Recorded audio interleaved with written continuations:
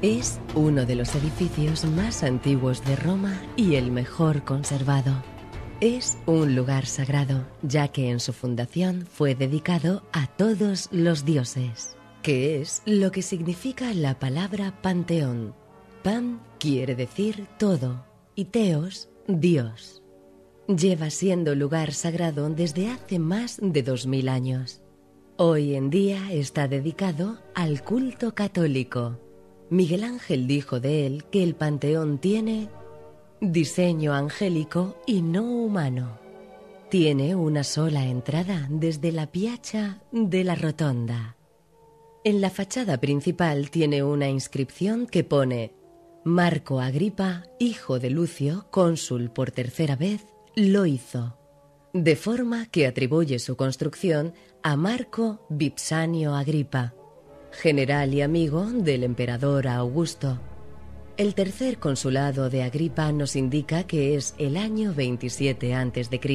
Durante siglos se pensó que esta inscripción hacía referencia al edificio actual, pero en el siglo XIX se investigó que el templo de Agripa fue destruido y que el que vemos ahora fue reconstruido en tiempos de Adriano hacia el siglo II después de Cristo. Los restos descubiertos a finales del siglo XIX nos permiten saber que el templo original tenía semejanzas con el actual.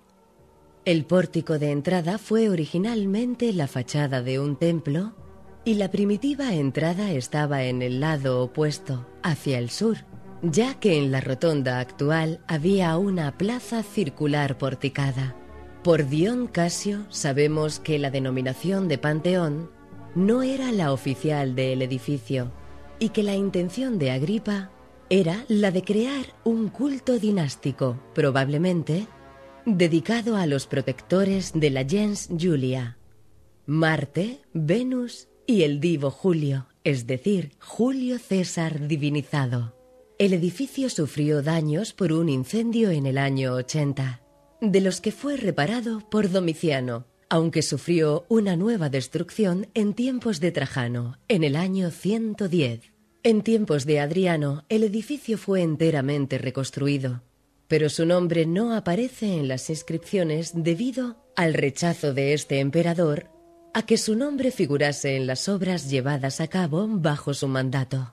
Las marcas de fábrica encontradas en los ladrillos corresponden a los años 123 a 125, lo que permite suponer que el templo fue inaugurado por el emperador durante su estancia en la capital entre 125 y 128.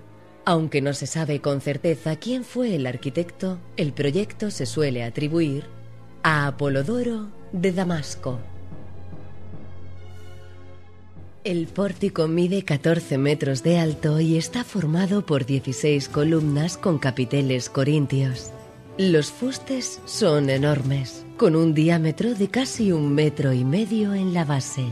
Esta forma de entrada al edificio es conocida como pronaos y se utilizaba ya en las entradas de los edificios griegos para dar una mayor sensación de grandiosidad. Consta de 8 columnas en la fachada y con 4 columnas en los laterales, y se encuentra elevado con respecto al nivel de la plaza, de modo que se accede subiendo 5 escalones. Aquel que entra tiene que saber que accede a algo superior, a algo grandioso. El friso contiene la inscripción de Agripa en letras de bronce. En el arquitrabe se grabó posteriormente una segunda inscripción relativa a la restauración acometida en tiempos de Septimio Severo. El frontón debía estar decorado con estatuas de bronce ancladas con pernos, hoy en día desaparecidas. Por la posición de los orificios se especula con que pudo ser la figura de un águila con las alas desplegadas. En el interior hay 2 filas de 4 columnas que dividen el espacio en 3 naves. La central y más amplia conduce a la gran puerta de acceso a la parte principal del edificio, mientras las 2 laterales terminan en 2 amplios nichos que debían albergar estatuas de César Augusto y de Agripa, trasladadas desde el edificio viejo. El fuste de las columnas está hecho de granito gris y rojo. provenientes de las canteras de Egipto. Los capiteles y las basas son de mármol pentélico, proveniente de Grecia. La última columna del lateral oriental, perdida en el siglo XV, fue sustituida por otra de granito gris en tiempos de Alejandro VII. La columna del extremo oriental de la fachada fue igualmente sustituida con un fuste de granito rojo bajo el pontificado de Urbano VIII. De este modo se modificó la alternancia de colores original. Esto demuestra que a Roma llegaban los mejores y más ricos materiales, y más aún para un edificio del emperador. La cubierta a dos aguas está soportada por cerchas de madera, apoyadas sobre una estructura de muros que apoya por medio de arcos en las columnas. La cobertura original estaba formada por cerchas de bronce con perfiles en forma de U. Fueron expoliadas por el Papa Urbano VII, que mandó fundirlas para fabricar 100 cañones para el castillo San Angelo. El pavimento es de piezas de mármol de color colocadas formando círculos y cuadrados. Las puertas son de 7 metros y están hechas de bronce. Son las originales. Al entrar al edificio notaremos que su estructura nos sobrecoge. Es un espacio circular en el que, si nos fijamos, la mayor fuente de luz es un gran agujero circular que hay en el centro de la cúpula. Los romanos quisieron representar el cielo en cuyo centro está el sol, en forma de gran lucernario sin cristal, el óculo. Es la única ventana al exterior de todo el recinto, y no solo está pensada para iluminar, sino también para dar salida al humo que se produciría en el interior cuando se hicieran ofrendas en el fuego. La cúpula está decorada en su interior con 5 filas de casetones, que decrecen en tamaño hacia el centro, donde está perforada por un óculo de casi 9 metros de diámetro. Está abierto sin ningún cristal ni estructura que lo tape, por lo que también entra lluvia que es evacuada por los desagües del suelo, debido a que el suelo es ligeramente convexo. El óculo estaba rodeado por una cornisa de bronce fijada a la cúpula en la última fila de casetones. En otro tiempo, todo el techo estaba forrado de bronce.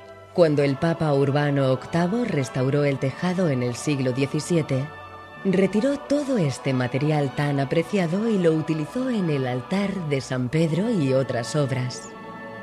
La cúpula, con 45,5 metros de diámetro, es la más grande construida hasta la introducción del cemento en el siglo XX.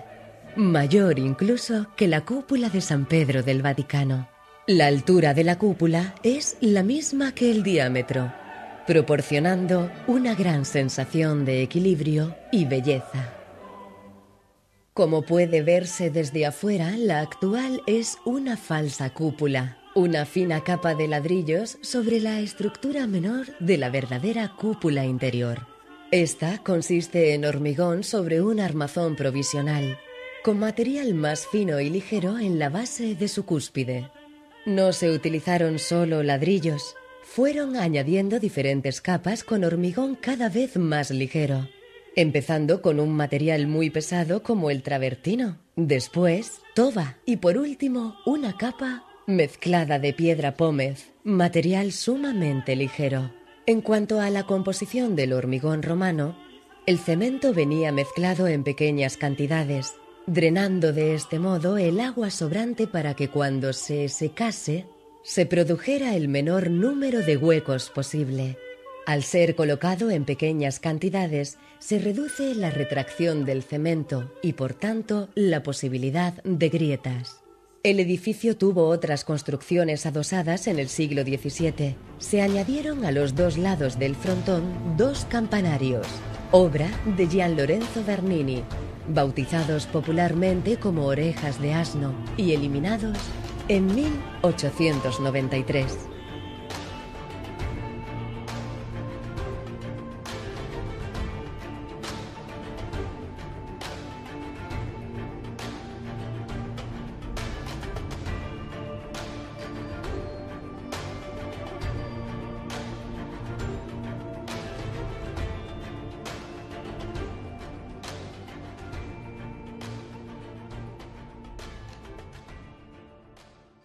todos los dioses, que es lo que significa la palabra panteón. Pan quiere decir todo y teos, Dios. Lleva siendo lugar sagrado desde hace más de 2000 años. Hoy en día está dedicado al culto católico. Miguel Ángel dijo de él que el panteón tiene diseño angélico y no humano. Tiene una sola entrada desde la piazza de la Rotonda. En la fachada principal tiene una inscripción que pone: Marco Agripa, hijo de Lucio, cónsul por tercera vez, lo hizo, de forma que atribuye su construcción a Marco Vipsanio Agripa.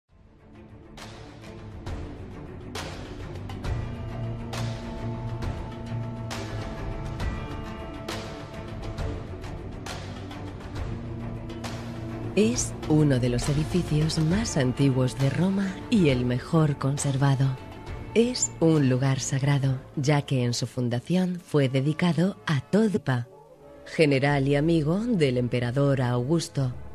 El tercer consulado de Agripa nos indica que es el año 27 a.C.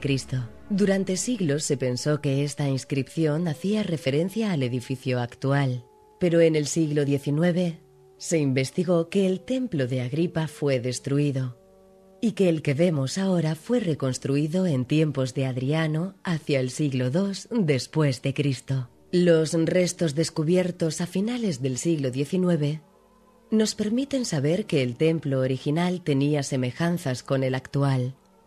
El pórtico de entrada fue originalmente la fachada de un templo y la primitiva